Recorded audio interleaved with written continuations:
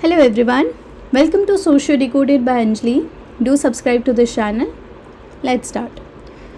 आज हम sociology in India के लेक्चर 9 में एक बहुत ही इम्पॉर्टेंट सोशियोलॉजिस्ट और एंथ्रोपोलॉजिस्ट के बारे में बात करने वाले हैं, वेरियर एल्विन।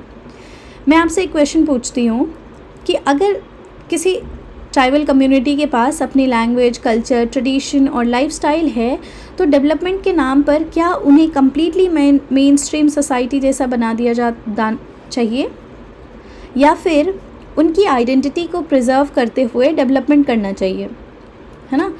इसी डिबेट को के सेंटर में ना हमें मिलते हैं वेरियर एल्विन। लास्ट लेक्चर में भी हमने इनके बारे में पढ़ा था थोड़ा सा, यहाँ हम डिटेल में पढ़ेंगे। आज की क्लास के बाद ना आप समझ जाएंगे कि क्यों उन्हें इंडिया का ट्राइबल स्टडीज़ का सबसे इन्फ्लुएंशियल स्कॉलर माने जाते हैं। अब आता है कि हु वॉज वेरियर एल्विन, ये थे कौन। तो सबसे पहले जानते हैं कि ये कौन थे। वेरियर एल्विन का जन्म इंग्लैंड में हुआ था, लेकिन उन्होंने अपनी ज़िंदगी का बहुत बड़ा हिस्सा इंडिया के ट्राइबल कम्युनिटीज़ के बीच बिताया। इंटरेस्टिंग बात यह है कि वो सिर्फ ट्राइब्स के बारे में लिखने वाले स्कॉलर नहीं थे, वो उनके साथ रहे, उनके साथ खाया, उनकी लैंग्वेज सीखी, उनके कल्चर को समझा। आज के लैंग्वेज में बोले तो वो सिर्फ रिसर्चर नहीं बल्कि फील्ड वर्कर थे। अब एक एग्जांपल लो कि अगर आप किसी सिटी के बारे में सिर्फ गूगल पर पढ़ लें और दूसरी तरफ उस सिटी में 10 साल रहे तो दोनों में अंतर है ना, दोनों अंडरस्टैंडिंग सेम होगी क्या? बिल्कुल नहीं। वेरियर एल्विन ने सेकेंड अप्रोच को फॉलो किया और इसीलिए उसकी अंडरस्टैंडिंग बहुत डीप थी। इनके अप्रोच को समझते हैं। Verrier Elwin approach to tribes क्या था, तो उनके पर्सपेक्टिव पे बात करते हैं। तो उस समय ना, उस टाइम कई स्कॉलर्स ट्राइब्स को बैकवर्ड या प्रिमिटिव मानते थे, लेकिन एल्विन का कहना था कि ट्राइब्स बैकवर्ड नहीं है, वो बस डिफरेंट है और ये डिफरेंस इन्फीरियर नहीं होता। ये पॉइंट एग्ज़ाम के लिए बहुत इंपॉर्टेंट है। एल्विन का आर्ग्यूमेंट था, उन्होंने कहा कि हर सोसाइटी का अपना कल्चर होता है। अर्बन सोसाइटी अलग है, वैसे रूरल सोसाइटी अलग है, ठीक वैसे ही ट्राइबल सोसाइटी भी अलग है और किसी एक कल्चर को सुपीरियर और दूसरे को इन्फीरियर मानना ये गलत है। एग्जाम्पल, जैसे आज हम स्मार्टफोन यूज़ करते हैं, लेकिन ना कई ट्राइबल कम्युनिटी फॉरेस्ट और मेडिसिनल प्लांट के बारे में ऐसी नॉलेज रखती है जो मॉडर्न एजुकेटेड लोगों को भी नहीं पता। तो फिर कौन ज़्यादा डेवलप हुआ? यही सवाल एल्विन जो है वो उठाते हैं। अब हम बात करते हैं Verrier Elwin views on tribal culture. Elwin ना ट्राइबल कल्चर के बहुत बड़े एडमायरर थे। उन्होंने ट्राइबल कल्चर को रिच, यूनिक, मीनिंगफुल बताया। उनके अकॉर्डिंग ट्राइबल कम्युनिटीज़ में ना स्ट्रॉन्ग कम्युनिटी फीलिंग होती है, नेचर के साथ बैलेंस होता है, कोऑपरेशन बहुत है, इक्वालिटी कंपैरेटिवली ज़्यादा होती है। जैसे एग्जांपल कि आज सिटी में ना लोग पड़ोसी को भी नहीं जानते, लेकिन ट्राइबल विलेज में पूरी कम्युनिटी एक एक्सटेंडेड फैमिली की तरह फंक्शन कर सकता है। एल्विन कहते थे कि मॉडर्न सोसाइटी ट्राइबल सोसाइटी से भी कुछ सीख सकती है ना।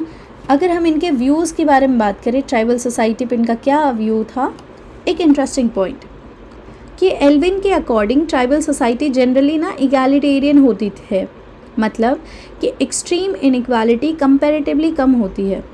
लीडरशिप की बात करें तो लीडरशिप वेल्थ के बेसिस पर नहीं, एज, विजडम और एक्सपीरियंस के बेसिस पर होती है। कोऑपरेशन की बात करें तो कंपटीशन से ज़्यादा कोऑपरेशन देखने को मिलता है ट्राइबल सोसाइटी में। नेचर कनेक्शन की बात करें तो ट्राइबल लाइफ नेचर के साथ कनेक्टेड होती है और ये सस्टेनेबल लाइफस्टाइल का एक एग्जाम्पल भी हो सकता है। अब इनके कुछ क्रिटिसिज्म की बात कर ले कि इन्होंने क्रिटिसाइज़ कैसे किया मेन स्ट्रीम सोसाइटी को। अब ये सोच सेक्शन बहुत इंटरेस्टिंग है। एल्विन ने ना सिर्फ ट्राइब को अप्रिशिएट नहीं किया, उन्होंने मॉडर्न सोसाइटी को भी क्रिटिसाइज़ किया। उनका कहना था कि मॉडर्न इंडस्ट्रियल सोसाइटी मटेरियलिस्टिक है, कॉम्पिटिटिव है और एक्सप्लॉइटेटिव है। एग्जाम्पल, जैसे आज लोग बेटर सैलरी के लिए ना स्ट्रेस में रहते हैं, वर्क लाइफ बैलेंस स्ट्रगल बन गई है, कंपटीशन हर जगह है। एल्विन कहते हैं कि ट्राइबल सोसाइटी में ह्यूमन रिलेशनशिप ज़्यादा मीनिंगफुल होता है। वार्निंग क्या था एल्विन के द्वारा, कि उन्होंने वार्निंग दी थी कि अगर डेवलपमेंट ब्लाइंडली किया गया तो ट्राइबल कल्चर डिस्ट्रॉय हो सकता है और ये कंसर्न आज भी रेलिवेंट है। अब बात करते हैं एल्विन का थॉट ऑन डेवलपमेंट। इनका क्या विचार था डेवलपमेंट को लेके, इसके बारे में थोड़ा बात कर लेते हैं। एल्विन ना डेवलपमेंट के अगेंस्ट नहीं थे, ध्यान रखिए, वो एंटी डेवलपमेंट नहीं थे। उनका कहना था कि डेवलपमेंट होना चाहिए, लेकिन ना कल्चर डिस्ट्रॉय करके नहीं, आइडेंटिटी ख़त्म करके नहीं, फोर्सफुल एसिमिलेशन करके नहीं। एग्जाम्पल, अगर किसी ट्राइबल एरिया में स्कूल खोला जाए तो ये डेवलपमेंट है ना। लेकिन अगर स्कूल में बच्चों को ये सिखाया जाए कि उनकी लैंग्वेज और कल्चर यूजलेस है तो ये डेवलपमेंट नहीं है ना। ट्राइबल पंचशील की बात करते हैं। 5 प्रिंसिपल। जवाहरलाल नेहरू और वेरियर एल्विन के आइडियाज़ से इंस्पायर होकर ट्राइबल पंचशील डेवलप हुआ। एग्ज़ाम के लिए बहुत इंपॉर्टेंट है। प्रिंसिपल 1 कहता है कि ट्राइब्स को अपनी तरीके से डेवलप होने देना चाहिए। प्रिंसिपल 2 कहता है कि उनके लैंड और फॉरेस्ट राइट प्रोटेक्ट किए जाएं। प्रिंसिपल 3 कहता है कि आउटसाइडर ना उनको एक्सप्लॉइट ना करें। 4th कहता है कि एजुकेशन और डेवलपमेंट की अपॉर्चुनिटी दी जाए। 5th कहता है कि उनकी कल्चर और ट्रेडिशन को प्रिजर्व किया जाए, है ना। अब इसके ना कंट्रीब्यूशन की बात कर लेते हैं, इनका क्या कंट्रीब्यूशन रहा है। तो वेरियर एल्विन ने एक्चुअली कंट्रीब्यूट क्या किया। सबसे पहले फर्स्ट, ह्यूमनाइज्ड अंडरस्टैंडिंग। उन्होंने ना ट्राइब को सिंपैथी और रिस्पेक्ट के साथ स्टडी किया। दूसरा, ट्राइबल राइट। उन्होंने ट्राइबल राइट की इम्पोर्टेंस हाईलाइट की। Third, policy influence. Independent India की ट्राइबल पॉलिसी पर उनका काफ़ी इन्फ्लुएंस था। Fourth, cultural preservation. उन्होंने कल्चरल डाइवर्सिटी की इम्पोर्टेंस समझाई। Fifth, inspired future researchers. आज भी ट्राइबल सोसाइटी में उनका नाम सबसे पहले लिया जाता है ना। अब बात करते हैं कि क्रिटिसिज्म भी बात कर लेते हैं इनके कुछ, एल्विन के पर्सपेक्टिव के। तो सोशियोलॉजी में ना हर थियरी का क्रिटिसिज्म होता है। क्रिटिसिज्म फर्स्ट कहते हैं कि कुछ स्कॉलर कहते हैं कि एल्विन ने ट्राइबल लाइफ को आइडियलाइज कर दिया है, मतलब सिर्फ पॉजिटिव साइड दिखा रहे हैं।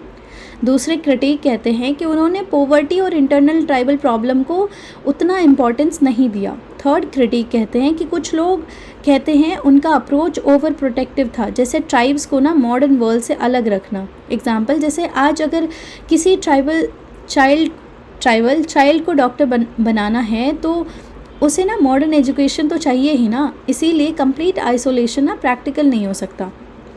अब बात करते हैं एल्विन वर्सेस अदर स्कॉलर्स की बात कर लेते हैं, ठीक है।